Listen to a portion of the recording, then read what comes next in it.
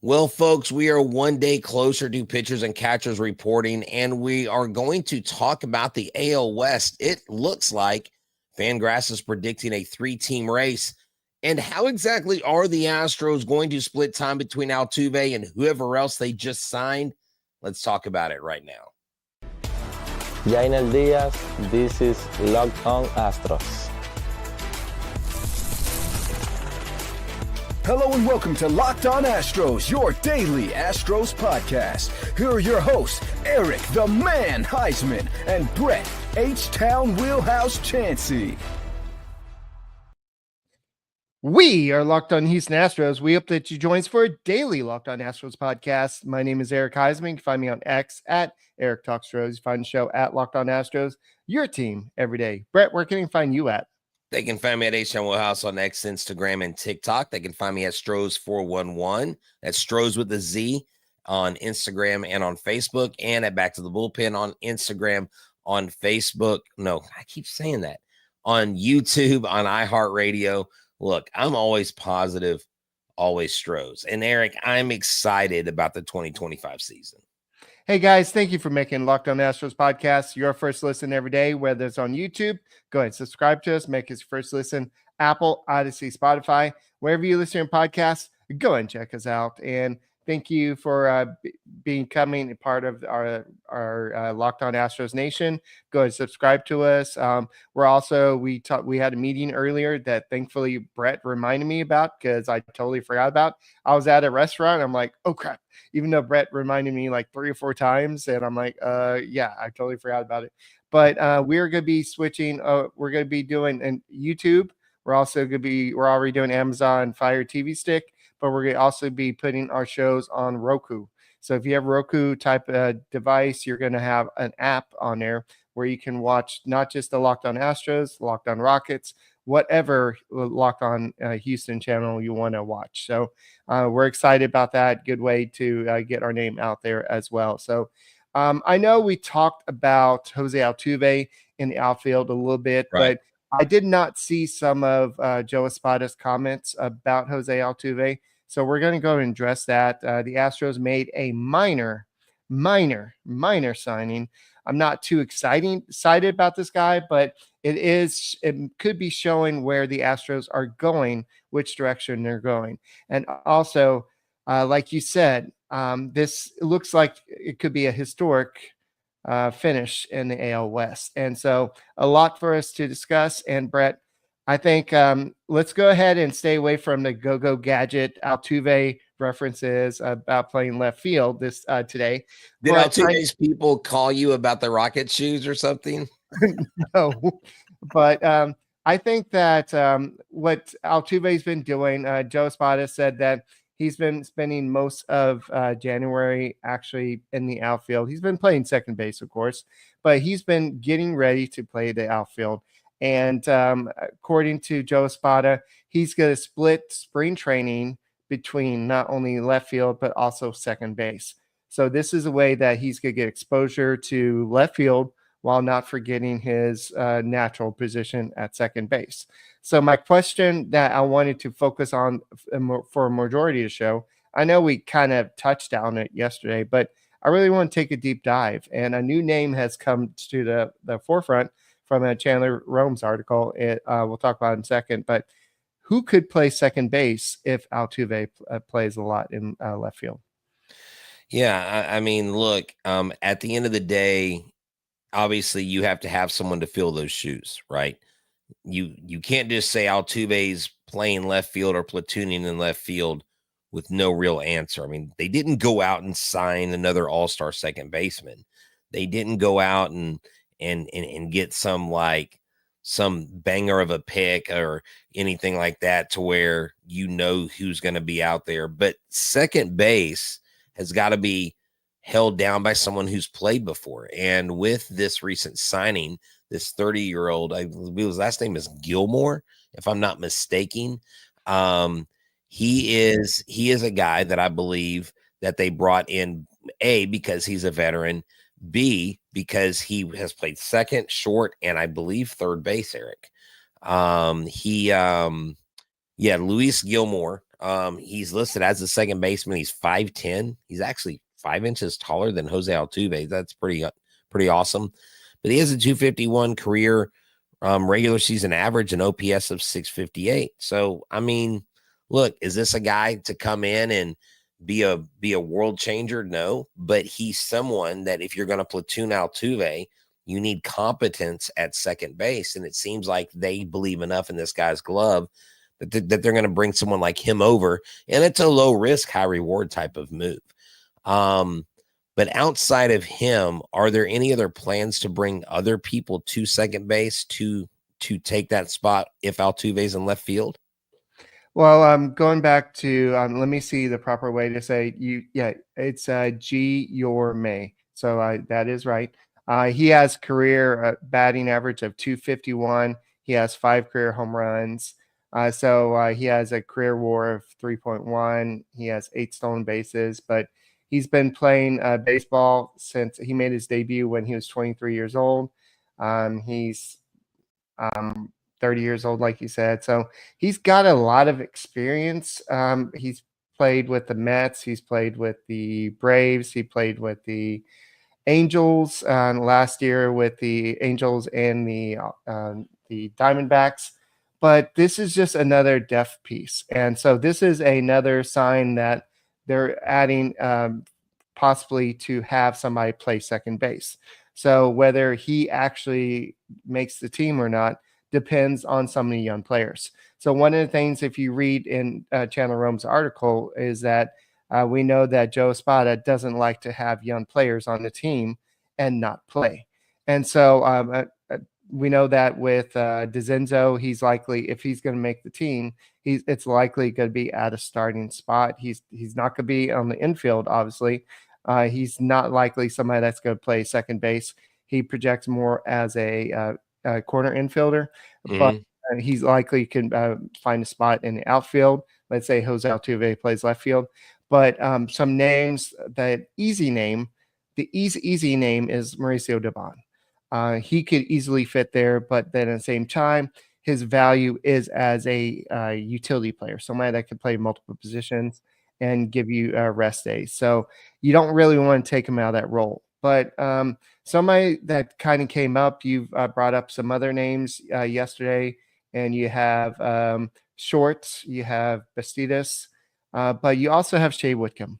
This is a guy that was supposed to be the heir apparent to somebody that was playing third base for the Astros last year, but he had a bad game playing fourth. He had 4 errors, but maybe playing second base, which he has played before, this may be a different situation. We're talking about somebody that was the Astros minor league hitter of the year last year. Exactly. So they still have some high regard for him. So Shay Whitcomb, if he has a hot spring training, he could force the Astros' hands and say, you got to find a spot for me to play. I don't think he profiles as an outfielder, but he can maybe if Altuve looks good in left field, maybe that forces Joe Espada to say, you know what, let's go ahead and put Whitcomb at second base, Altuve in left field. Let's see if it works. If it doesn't work, then we'll make a switch. Right. And I believe with this guy that we got in from Arizona, he is a left-handed hitter. So that's a good thing. You definitely need another lefty in the lineup. So you would have him, you would have Altuve, you would have Whitcomb, and you would have Bastidas. Now Bastidas, I mentioned him, and I clipped part of some of the talking points I made of him. This kid can hit the ball and he can field. He came from the Yankees organization, and he is a lot more promising than what the Astros thought. I remember when I spoke with Kenny one time last year, and we were talking about Bastidas, and he said, yes, he has outperformed his expectations. And if he continues to play well, he's a guy that could move his way onto the roster that didn't, quote unquote, have a place coming in. And someone's asking in the comments, what does this mean that Singleton is off this roster? Look, I think if you get, well, he may not be, but you've got Caratini, and you also have Diaz that can play first. Look, Singleton, I guess he's in there, but I've got to look at how many spots I have to fill, because right now you've got 2 bench spots. Taylor Trammell, Ben Gamel, Zach DeCenzo, Zach Short, Shay Whitcomb, Jesus Bastidas. Those are the bench guys. Singleton, maybe he's not fighting because he's the only other true quote unquote first baseman and he's a lefty. But I think the Astros are going to find the right plan, Eric. I trust them, and I really think that they're going to make the right move when it comes to second base. Yeah, guys, we'll go and continue this conversation. Thank you for making Locked On Astros podcast your first listen every day. Are y'all looking for a snack that's both delicious and nutritious? Will crack into a good source of protein with Wonderful Pistachios. Wonderful Pistachios is one of the highest protein nuts. Each 1 ounce serving has 6 grams of protein, giving you over 10% your daily value. Plus, they're packed with fiber and better for you unsaturated fats to help keep you feeling fuller longer. That's right. Another thing they have is they have the no shell variety. If you're on the go, you don't have time to crack the shells, you can grab one of these to-go bags for a road trip or just a quick protein boost. And they also have the shell on pistachios. If you like that crack, if that's what's satisfying, grab that as well. Get snacking and get cracking with the snack that packs a protein crunch. That's right. Just visit wonderfulpistachios.com to learn more. That's wonderfulpistachios.com to learn more. Get cracking. Hey, guys, thank you for making Locked On Astros podcast your first listen every day. Go ahead and make us your first listen on Apple, Odyssey, Spotify, wherever you listen to your podcast. Go and check us out. And Brett, all I can think of is Chris Rock's character. I can't think of it. The zebra in Madagascar saying crack-a-lacking. Crack-a-lacking, yes. I thought about that after the read. I'm glad I didn't think about it during the read. It would have definitely caused a little football there. But yeah. Yeah, so I think that what the Astros are trying to do is they're trying to crack some younger players into the lineup, and DeCenzo could be a guy that is able to crack into the lineup. You have somebody like Melton. This is a player that could maybe make a name for himself this spring training, but I think this is the first time. Well, I think we could say there's been other spring training battles in the past, but this is the first time where there's some very big holes in the outfield, and we don't know really who's going to be in the outfield. We think it's going to be Altuve, but we're not sure. He may stay at second base. He may not look good in the outfield. This is all a test. This is all just a test of emergency broadcast system. See if this works. If it doesn't work, then they'll move on. They'll keep him at second base. But you have Melton, you have Pedro Leon, you have DeCenzo, Whitcomb. Maybe he looks good in outfield. So all these guys are Trammell, like you mentioned earlier. So all these guys are fighting for spots because of all the people that do not have their names written permanent marker. It's Chas McCormick and Jake Myers. If you have one of those two that has a little bit more of a foot in the door, I think it would be Chas McCormick because what he's done in the past. I think that he's a better all-around player than Jake Myers. Jake Myers is a better defender, so to speak. He had an okay year last year, but unless they kind of just tear it up in spring training, I think you're going to see some different players in the outfield. Yeah, it's going to be a platoon situation until we see what happens. But Jose Altuve is going to left field. I mean, Jose Altuve will be playing left field, not permanently, but he will play there. And they want to move him out of the infield, off the dirt. He's been we've seen multiple videos. I've had some videos sent to me with Jose Altuve taking practice out in the outfield, off the Crawford box wall, in the corners, off the fencing, because it's very different out there. Like a fly ball to right field coming off that padded wall is way different than a fly ball going to left center field, or a fly ball tailing into, looking like it's going into the Crawford boxes and lands right in that corner. You know what I'm saying? Right. And so there's a lot of stuff to be learned. He's going to be working it in spring training, probably in different parks.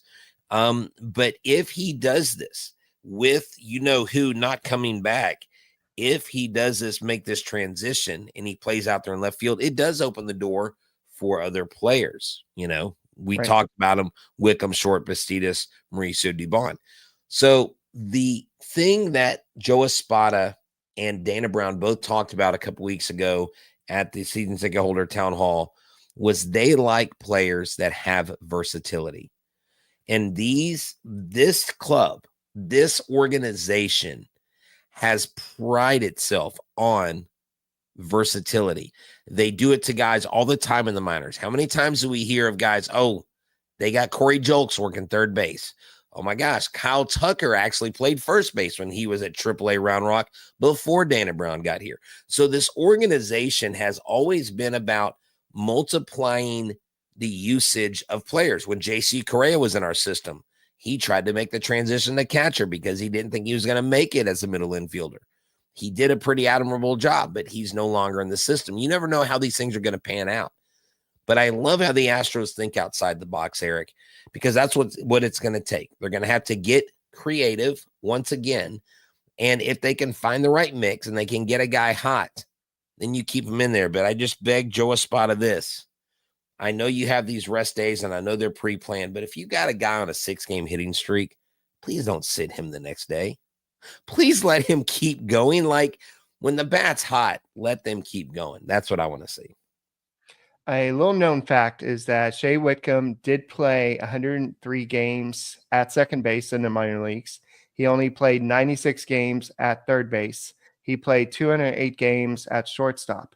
He had a better fielding percentage at second base at 986 than he did at third base, which was 921, than at shortstop, which was 963. He also did play some like 10 games in left field. He played 1 game in right field, and he has played 4 games at second base. He filled in for Altuve, I believe, last year, 2 games and 4 games overall. And so I think Shay Whitcomb could be somebody to look out for if the Astros decide to go with this plan with Altuve out there, and they want to keep Dubon as somebody that's playing the in left field. This could be another option. Yeah, well, here's the thing. I know you keep saying if, Eric. I'm pretty sure they're going with it. I mean, they're not. There's no if. It could be a flop. That's what I'm saying. We don't know what's going to happen. I think it's going to happen, Brett. What I'm saying is we don't know what he's going to look like come spring training. Is he going to be making errors left and right in left field? That's what I'm saying. I don't think Altuve will do that. Right. I don't think so either, but that's why I say if. Okay. Yeah. Because winter is coming. Second base Altuve. Winter is coming. But Eric, and this actually plays nicely into our next conversation that we need to have, for this show, is that we've seen the AL West predicted not in the Astros' favor, but the Astros still win the AL West division. And I've said all along that I think it's a 2-team race between the Rangers and the Astros and the Rangers in that order. But they're giving the Mariners more of a chance on FanGraphs than the Astros by percentage points. But so are we saying there's going to be a 3-way tie in the AL West? Is the AL West going to be one of the sneakily most competitive divisions in all of baseball? Yeah, so just give you an idea where this FanGraph rankings or projections come from.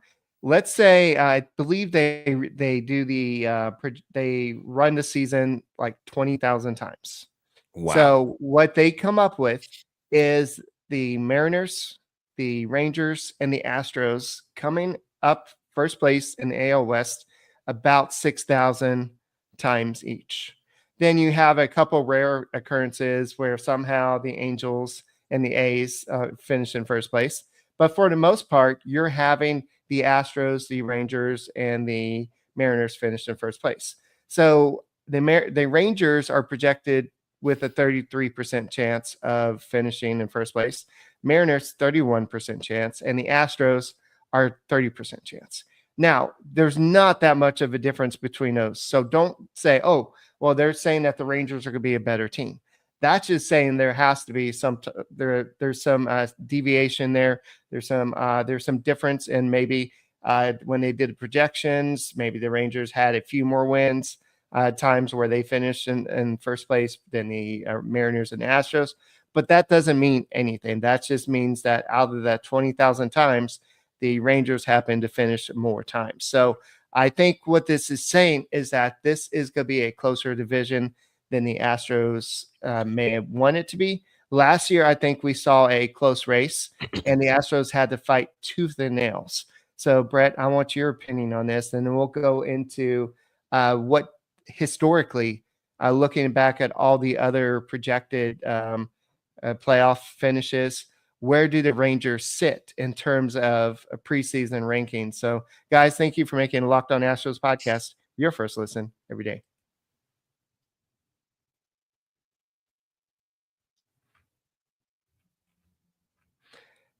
Guys, thank you for making Locked On Astros podcast your first listen. Go ahead, subscribe to us.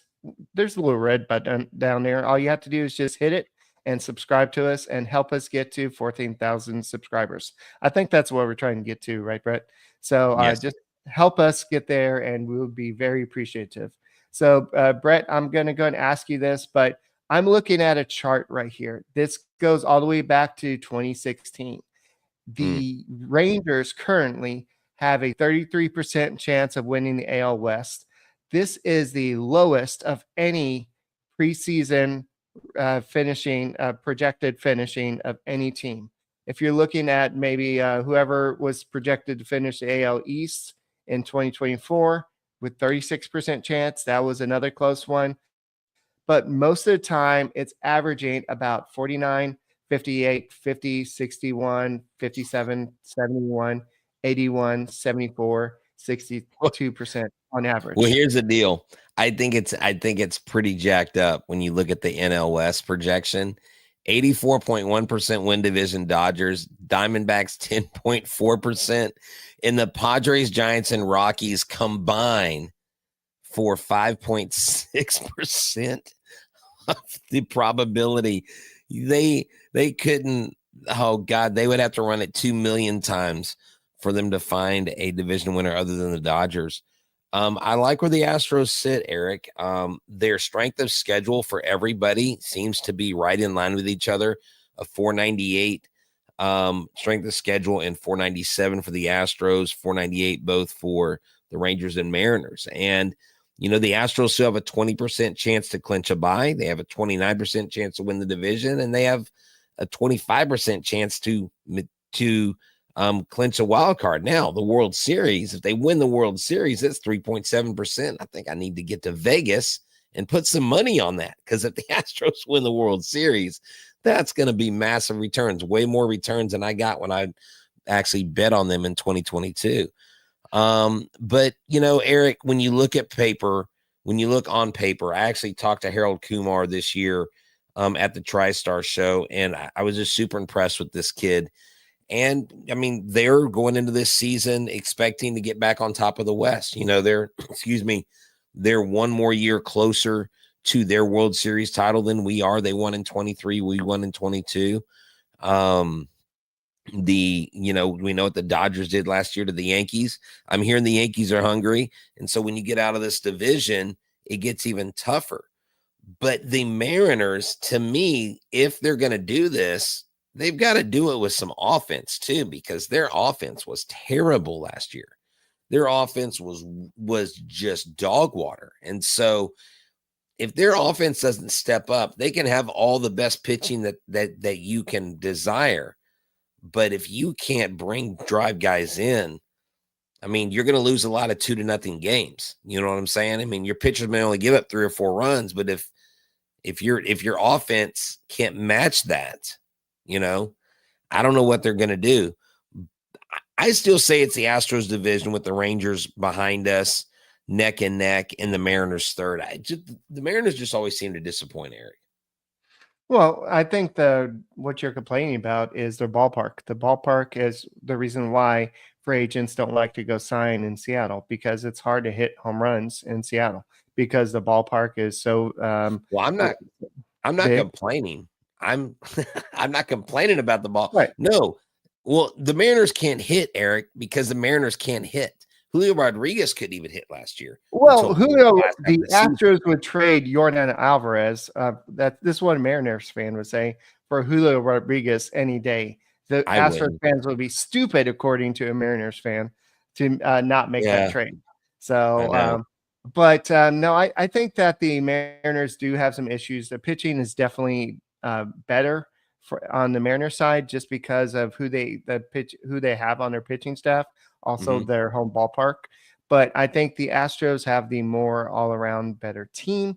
There's just some weaknesses. And I know we said we're not going to talk about a individual, but if the Astros had made one more, maybe they traded Tucker, okay.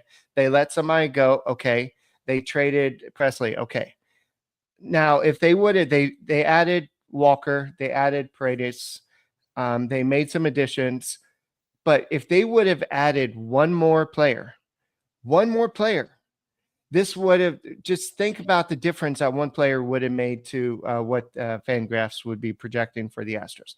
I know at the end of the day that what Fangraphs is saying about the Astros and the end of the season, it doesn't matter. It's how the Astros play, and the Astros could play above and beyond better than the other two teams. But just imagine if you had one more star player on this team instead of having to go into the season with Jake Myers and Chas McCormick in your outfield, and maybe Jose Altuve in the outfield, and sometimes Alvarez. So I just think that if you just had that one more starting player that you could put in the outfield, or some, like, I don't know, Santander, just somebody, Profar. If the Astros just would have, Profar was not expensive. They could have gone out and gotten. There's several Yeah, free but agents yeah, that but they you're could have also gotten. going into another bracket, Eric, with a guy that does Oh, no. the knock on him is the one outlier year. Now, I think he's more of that player than what he's been coming up because of what I knew about him as a prospect and know what was expected of him as a prospect. But I can tell you the only thing that really worries me in our division is from the Rangers is that if their pitchers stay healthy and their offense, like Wyatt Langford and all these other young guys, and they've got Simeon and they've got Seager, they've got an offense. I mean, if Aroldis Chapman starts putting the bat on the ball, that's a dangerous offense, Eric. They can light up scoreboards. And so I think the Rangers, to me, pose the biggest threat to the Astros. And the Astros are going to be their own worst enemy. They're going to be their biggest helper or their biggest enemy when it comes down to it, because like Right. our old third baseman used to say, it's all about execution. All right. So I just think that we're going to have to see what happens in spring training. Spring training starts in 2 days. I'm excited I know it's pitchers and catchers. I'm excited to see the new arms in the bullpen. I'm excited to see everything. But um, Joe Espada, this is his second year as the Astros manager. I'm Yeah. excited to see what changes. He learned a lot in his first year. He learned a lot about being a manager and what to do, what not to do. And I think that what we're going to see is a more all around vet manager this year. I think that he learned a lot from maybe not batting Alvarez second. It wasn't working. So let's go ahead and put him somewhere else. But then again, when playoff time came, he put him batting second. So I think we're going to see a situation where Espada is going to grow as a manager. I think we're going to see a much better manager. And he's going to have to learn how to manage the bullpen a little bit better so they don't get all tired and everything like they did towards the end of the season. But somebody's got to step up. You don't have Ryan Presley anymore. Somebody's got to step up. And I know we talked about it yesterday, but the word around the kind of circle, if it's Ryan McTaggart, if it's Chandler Rome, people are saying it's got to be Montero. Montero has the most experience. And if he's able to demonstrate during spring training that he's ready, he's likely going to be the guy that kind of steps in, not necessarily for Presley, but steps in more for a Brian Abreu type situation. If he can harness his control, that's a big if. So we'll have to see what happens. But Brett, anything else before we close out the show? No, I just think that it's good the moves the Astros are making. I'm excited. I think Joe Espada has a lot of good reasons to be excited. I think this is more of a chess match than checkers this year, but I trust this organization. I trust Jim Crane. I trust Dana Brown.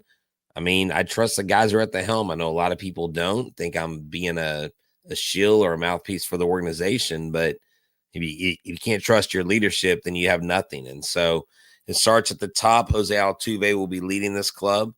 And I believe Jeremy Pena steps up in a major way, like Espada said earlier this week, as a leader in that clubhouse. So, times are changing a little bit, but we're still the same Astros. I don't care if it's Daikin Park, Minute Maid Park, or Brett, don't cuss. Or the ballpark at Union Station, right? I really wish you'd go back to the ballpark at Union Station. I've always loved that. But anyways, yeah, man, it's all good. I'm excited. We're back to our full week schedule, and pitchers and catchers report on Thursday. Yeah. So, guys, thank you for making Locked On Astros podcast your first listen every day. Whether it's on YouTube, go ahead and subscribe to us. Go ahead and make us first listen. Apple, Odyssey, Spotify, wherever you listen to podcasts, go and check us out. We'll be back tomorrow and see what Astros news is going around. And I'm pretty sure Joe Espada is already reporting to Florida, and he's setting up spring training camp. So we'll see you tomorrow. And Brett, what do we always say? Go Astros. Are we calling you Chancey? I had something clever. I just totally forgot about it. So is Joe Espada setting up cones like at a church camp? Like, is he setting up spring training camp? Maybe something like spring that. Training camp.